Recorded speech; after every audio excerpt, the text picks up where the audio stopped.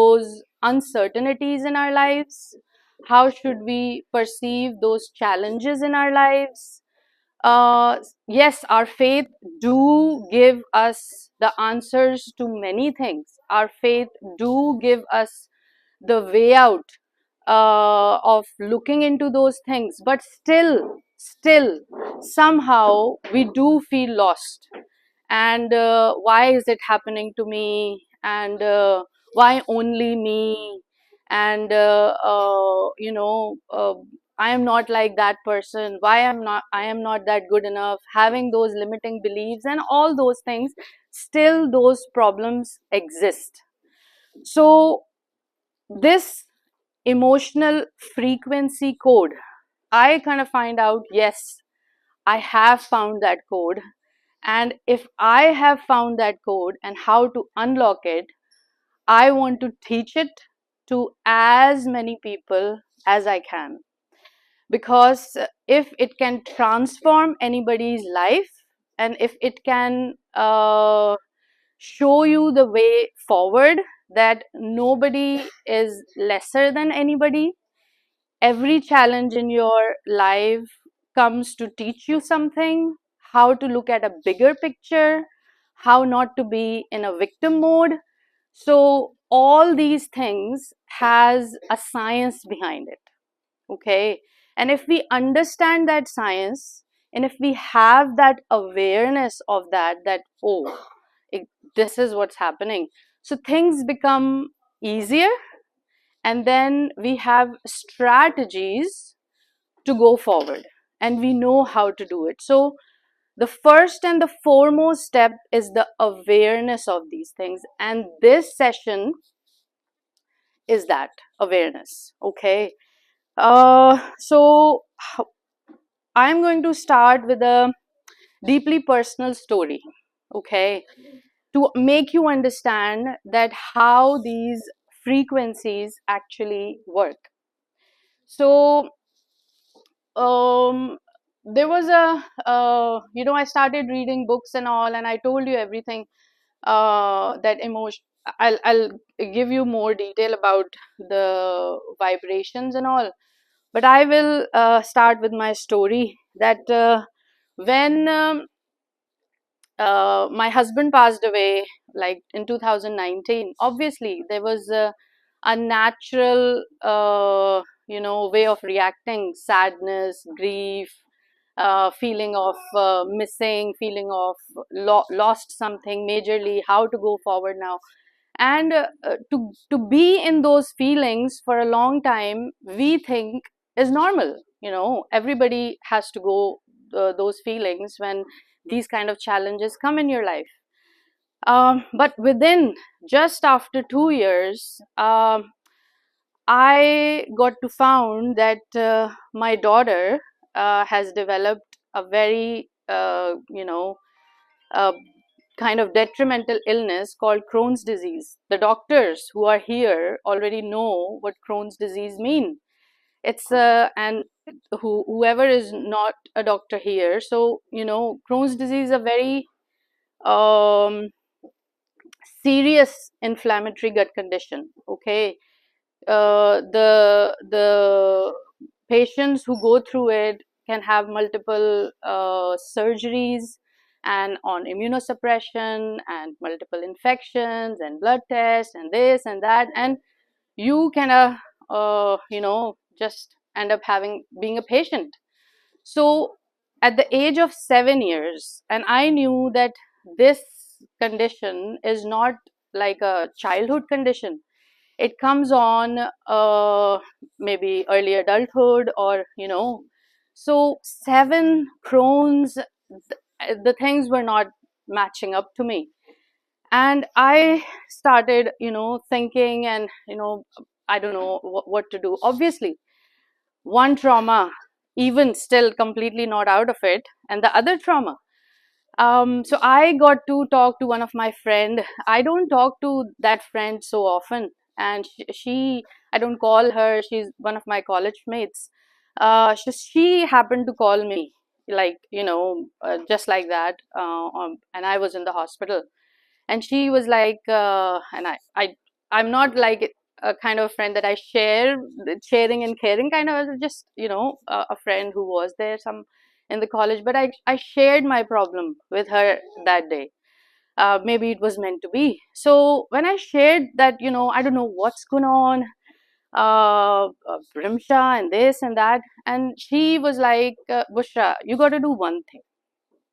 I will just give one advice to you, that no matter who has hurt you, who has pained you, whatever is, if you have any grudges for anybody in your heart, you just need to do one thing.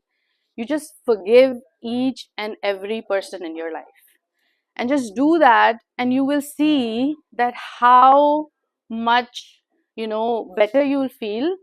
And I can say for sure that all your problems will also start to settle. It's like, okay, whatever it takes, if that can keep my daughter healthy, I would do whatever. So what I did that night was, after kids went to bed, I just obviously prayed, cried, and just, prayed so intensely that I forgive each and every person in my life, no matter what they did to me, no matter how I perceive them. I forgive myself as well, for things I have been keeping grudge against my own self, that, feeling guilty and blaming myself or blaming others or shaming others or whatever those feelings. The instant peace and the instant release I felt, that night when I slept, that I felt so light all of a sudden. And surprisingly, um, the treatment options started to come up for Imsha. She started to get better, and everything started to fall into place slowly and gradually. I could see that happening. I did not know, and I could not explain those things at that time when it happened. But when I started reading about emotions and frequencies, I got to the realization, and I could join the dots, that what exactly happened at that day particularly. So you see, I gave a little bit of introduction of this chart before in my talks. So do you see, this emotion, shame, is sitting at the very low down with a frequency of 20. And then peace is sitting down at above, very most, at 600. So what happened at that time when I was living shame, grief, desire, anger, fear, all those frequencies which are below 200, and they are actually contracted energies. They suck up energy from you and from your life. Doing that forgiveness act, I changed my frequencies from below 200 to expanded energies, that is 600. Instant peace. And by just changing your own emotions, changes the energy within you and changes the energy around you. So how does it actually affect? What does it do? This is, I have worked a little bit more on this chart, that, like, here we are sitting at three-dimensional world, which we see as, then you can move up the scale, then you go into the 5 dimension, and you go up more again, and you can go up to 12th dimension. I will explain that later. But you see, these are constricted energies, these are expanded energies. This is a path towards hell. This is in between. This is paradise. This is self-realization. So, it's all making sense that if you stay most of the time, what frequencies you're living in. Just ask a question right now within yourself. What frequencies or what emotions you spend your day most of the time, you will get the answer that where exactly on this scale of frequency we all are in at the minute. If you happen to be below 200, more than 50% of the time, there is a problem. And what is the problem?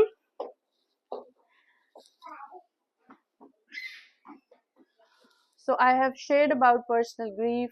Yes. So you see, I have told about this 200, above 400 as well. So what is the problem? You know, when we understand a little bit more about quantum physics and how this world is made by our creator, Allah Ta'ala, uh, when we study it more deeply, then we understand what are these frequencies, where is it generating from, how is it affecting us.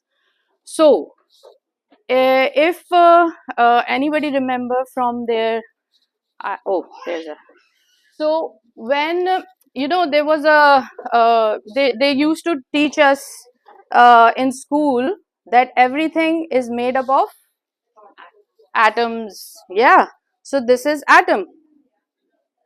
Can everybody see? So this is atom and these are like electrons wherever.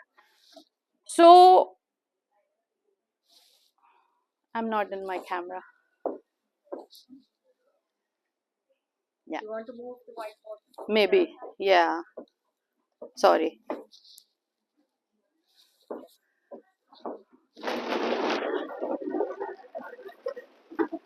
So atom, and this is nucleus, this is electron, this is, you know, it goes round and round. So when two atoms combine, they become a molecule. Yeah.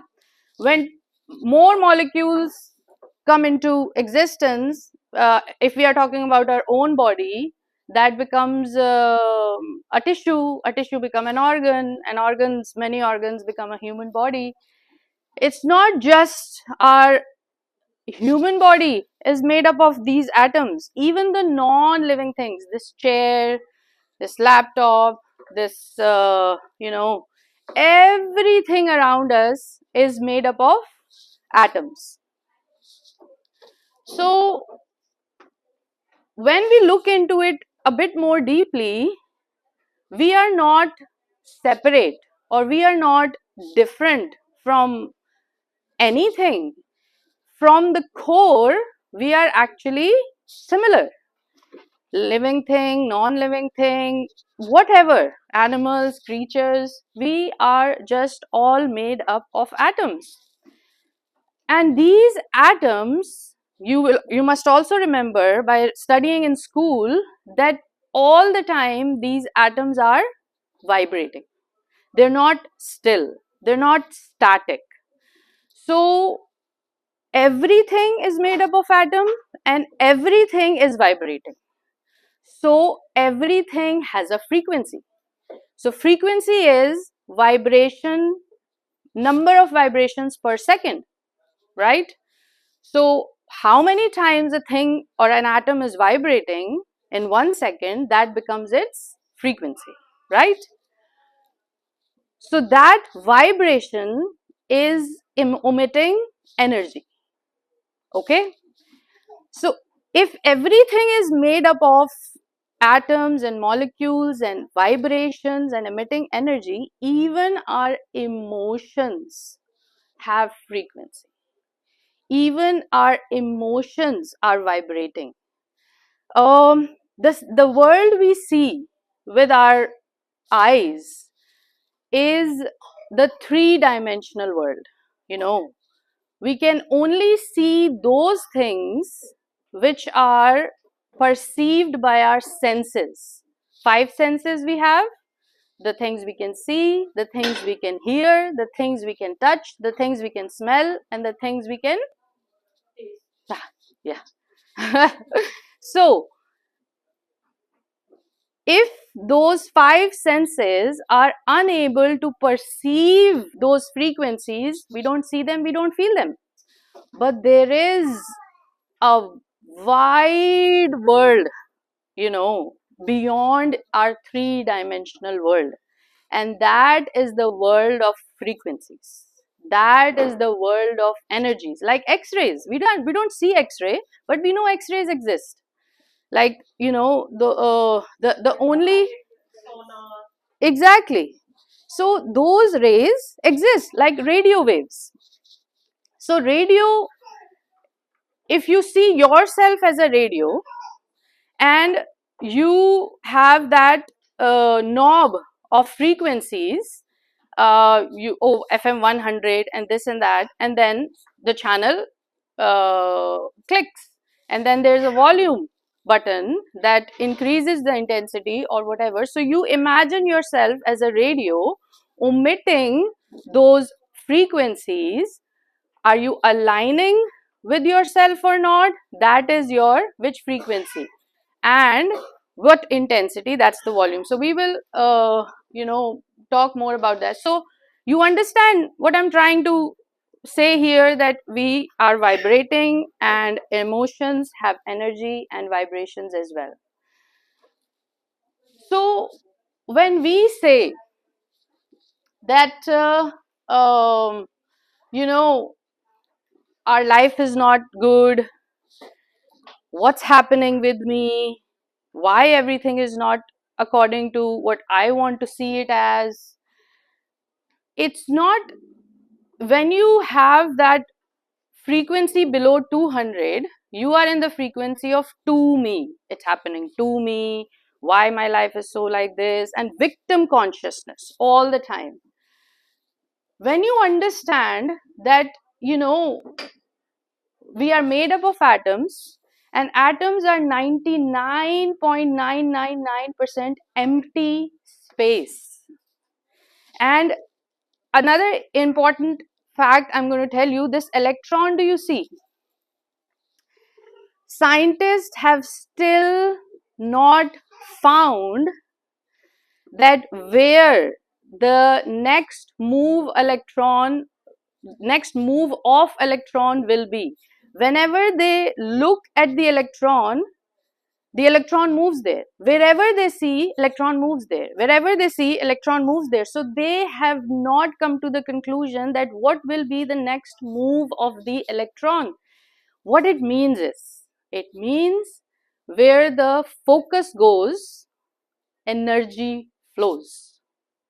So that is a old pattern of the picture of atom which we studied in our schools. The new picture of atom is like infinite possibilities of electrons in a space within an atom. Means there is no possibility, not a single possibility you can predict what can happen in your life.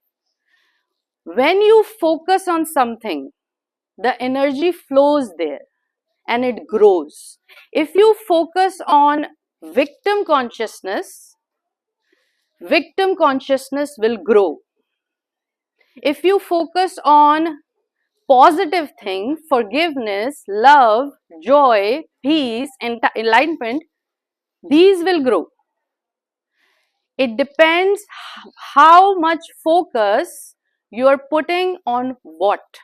So we mostly are focusing on our past, our mistakes, our difficulties, our problems.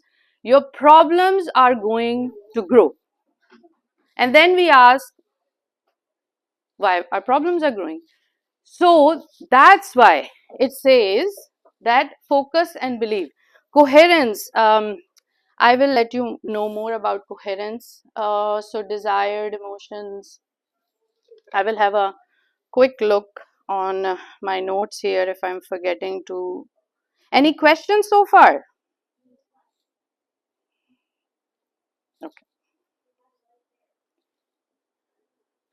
So we have talked about pure vibrating energy. Yes. So you see, electromagnetic field of the heart. So our heart and brain, obviously, they are also emitting frequencies and energies.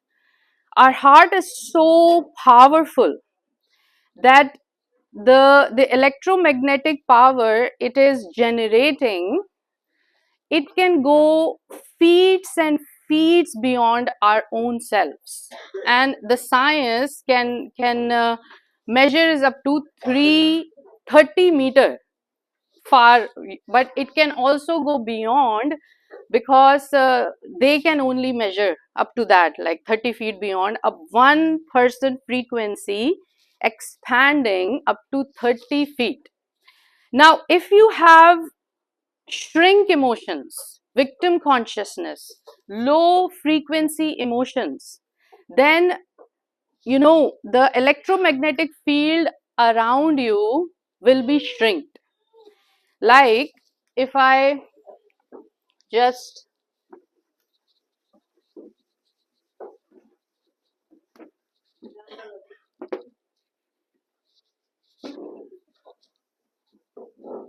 that's okay. So if there is there will be a very, not a very, yeah, that's okay. So the shrinked electromagnetic field will look something like this, and the expanded electromagnetic field would look like this.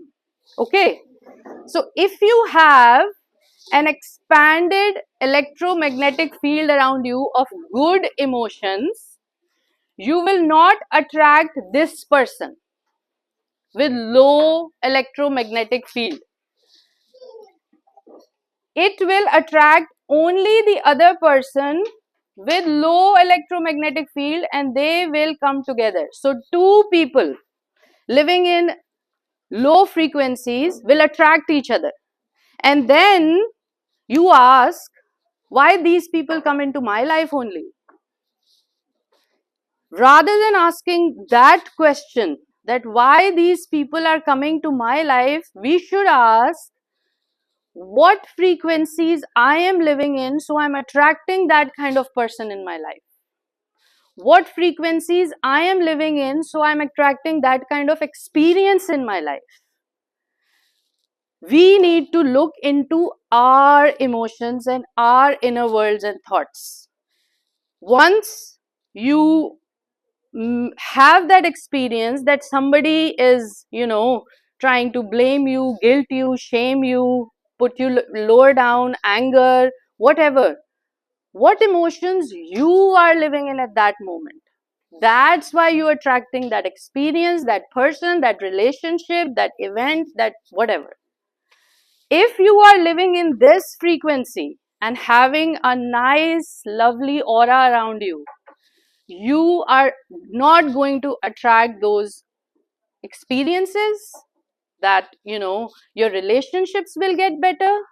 The other person will sense your positive emotions without you even saying or doing anything.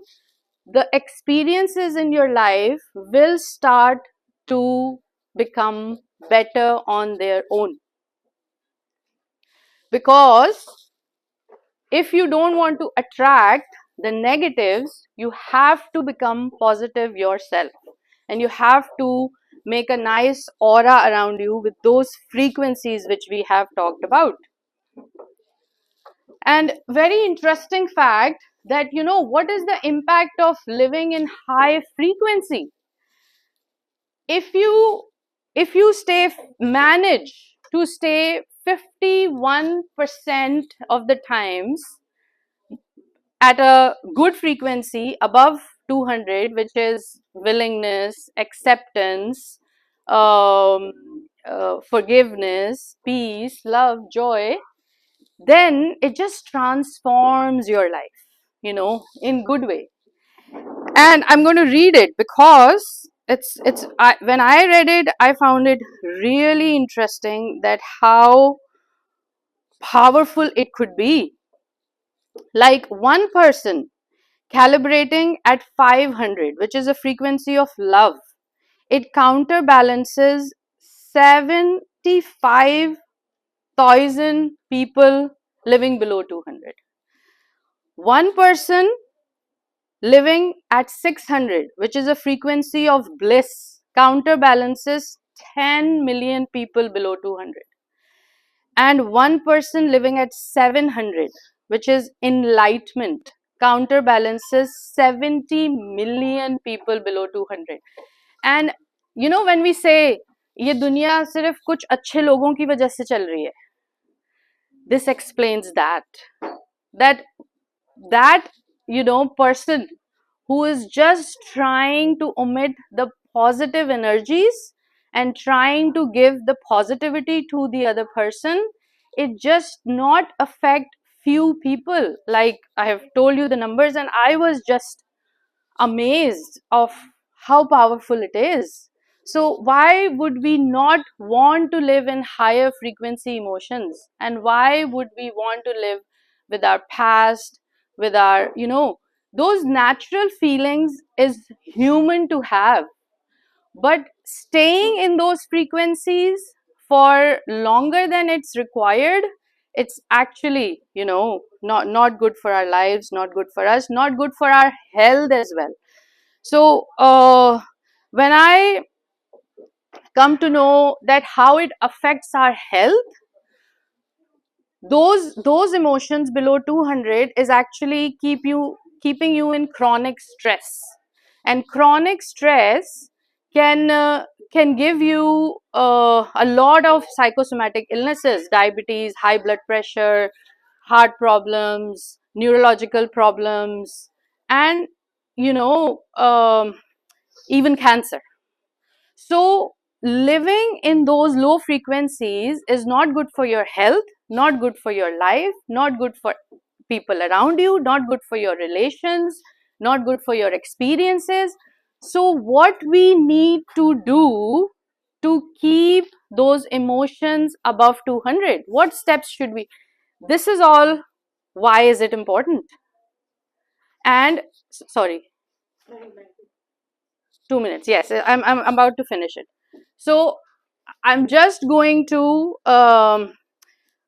you know yeah, why is it important to not to be in these frequencies, and what should we do to raise our frequency? So what I have made a program. It's a group coaching program, and I'm going to start it end of November, hopefully, and I'm going to take the registrations for it.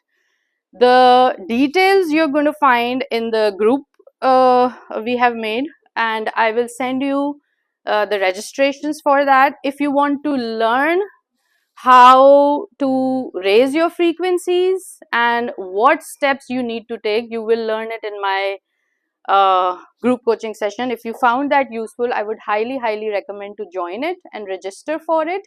It will be like a once a week program for 1 hour session, and if you're unable to attend it live, it would be over the weekend, so you can get a recorded sessions and you can see it in your free time, so that to start having a better life for yourself and for everybody around you.